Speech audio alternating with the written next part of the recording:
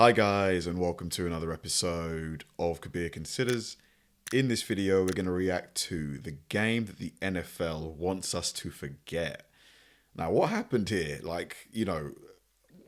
It must have been a complete and utter mess, in terms of maybe the broadcasting was poor, maybe the game itself was a really boring game, maybe there was an incident with the fans. There's so many things that could have gone wrong, but these things happen all the time during any kind of season of any sport. There's mistakes that are made, boring games, but what makes this particular game so awful that the NFL wants to kind of erase it from history?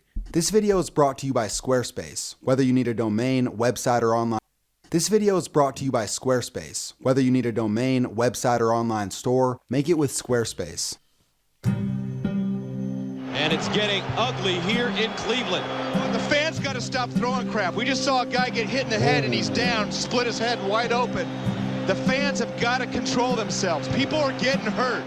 December 16th, 2001 marks a day that the NFL wants you to forget. It was a complete and utter catastrophe. A day where NFL officiating was a total disaster and showed how scary and disgraceful an angry mass of sports fans can be. But first, let me take you back a few years to really put this into context.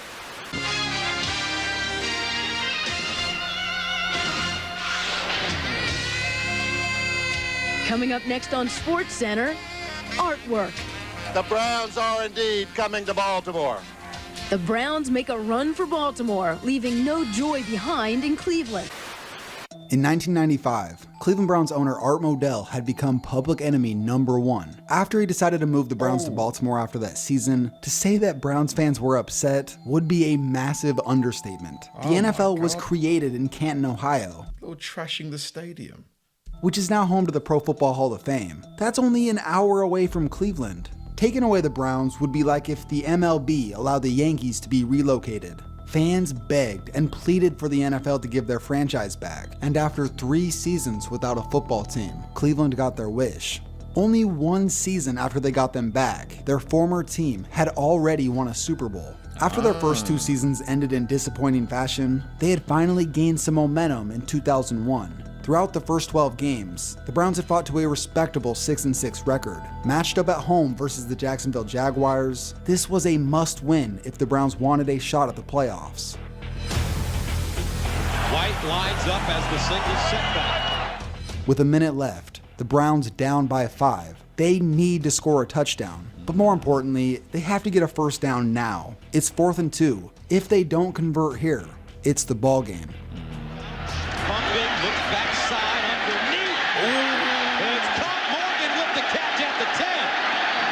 And he did a tremendous job to hang on to the football. He caught the ball. Gets the first down, clock still running. Now just spike the ball. Don't even waste the play. Or maybe they're even calling a play. And he spikes it. What did he? And the clock stops with 48 seconds remaining. And I'm just wondering if that was going to be one of those fake spikes. I thought he was going to do that. It looked like. Now, here's the dilemma. Jaguars coach Tom Coughlin is begging for an intentional grounding, which was true. You can't fake a spike and then spike it. This should be a penalty and a loss of down. The announcers are in agreement. This looks like this will be the call on the field. Even though it'll hurt the Browns, they still have a chance to win the game. Okay. So he's this doing is a what review. we've been told.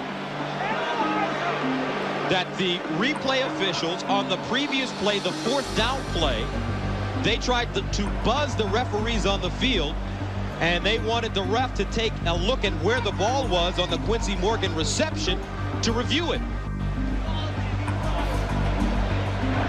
Replay buzz prior to the snap. We'll be looking to see if the last pass was incomplete or complete.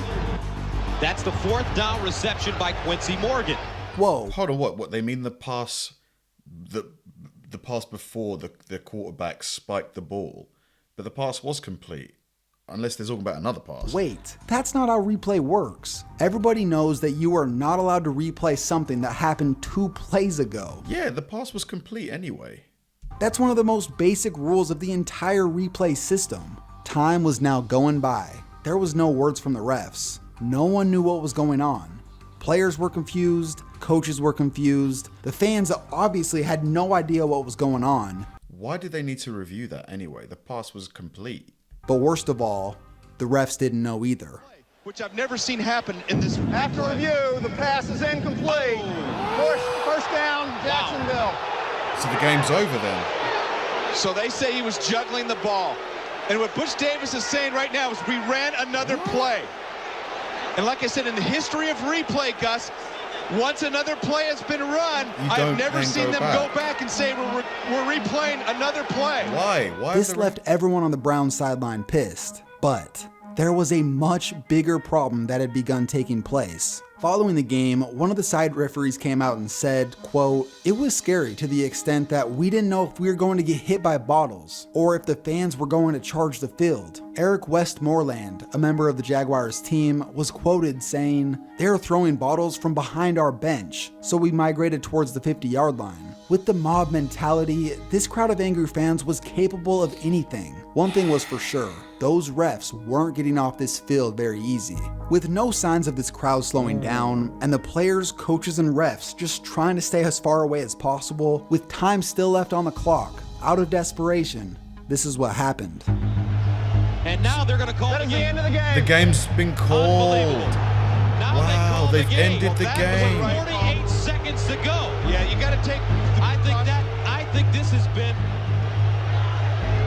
This has been very poorly managed, man. I'm sorry. The refs did not they didn't do themselves justice here. I just don't get it. If the rule is you don't review plays from 2 plays ago, why did they make an exception for this one? Just a fiasco by the referees today.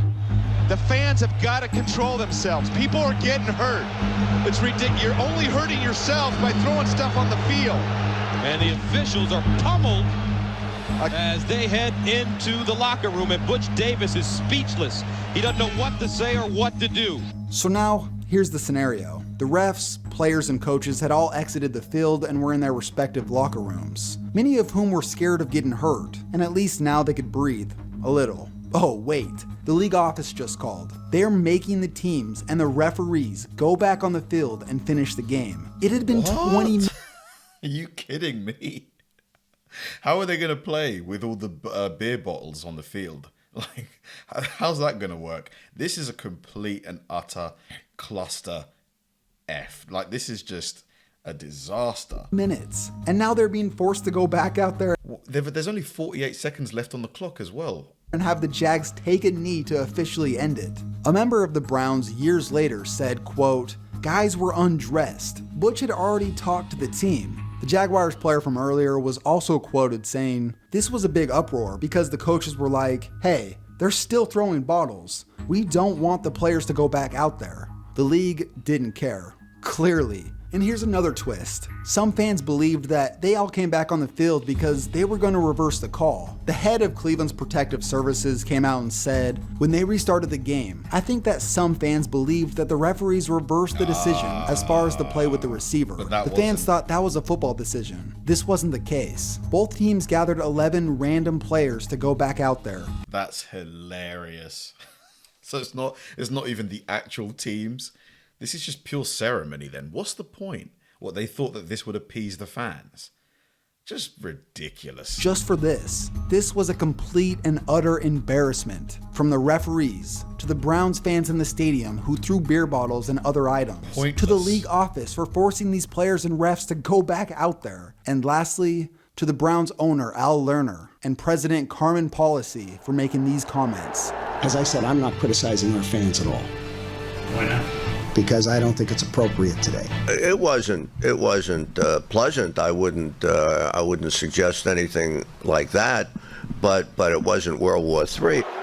I don't see any terrible criticism that would be called for the fans. I think everybody controlled themselves, considering that. What? Come on, dude. Come on.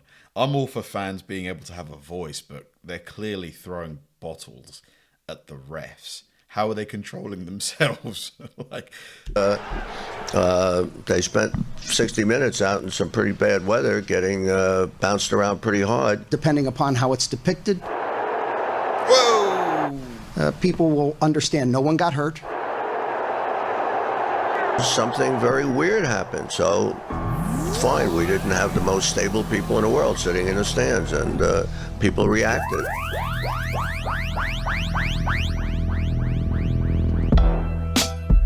Wow. But it wasn't World War III. The fans got to stop throwing crap. We just saw a guy get hit in the head and he's down, split his head wide open. So I gotta ask you a question. Have you wanted to create a website to promote your work, but like me, Wow. you can't code and I mean, the fans obviously, were not behaving themselves in that game. Like, they did not behave themselves. But I would love to know why the ref made the decision he made. Like, why did he decide to review the play from 2 plays ago? Like, was there ever an explanation given? I'm sure there must have been. I'm guessing that the referee has wrote like a memoir where he basically goes into detail. Like, can someone give me, like, why, if the rules are that you don't do that, why did he make that exception? And did he not expect that there would be some kind of blowback from making that decision? Like, obviously not justifying the behavior of the fans whatsoever, but by you not applying the rules as they are, you surely had to expect a reaction to that. Thanks for watching, guys. If you enjoy my videos, please help me out by liking and subscribing.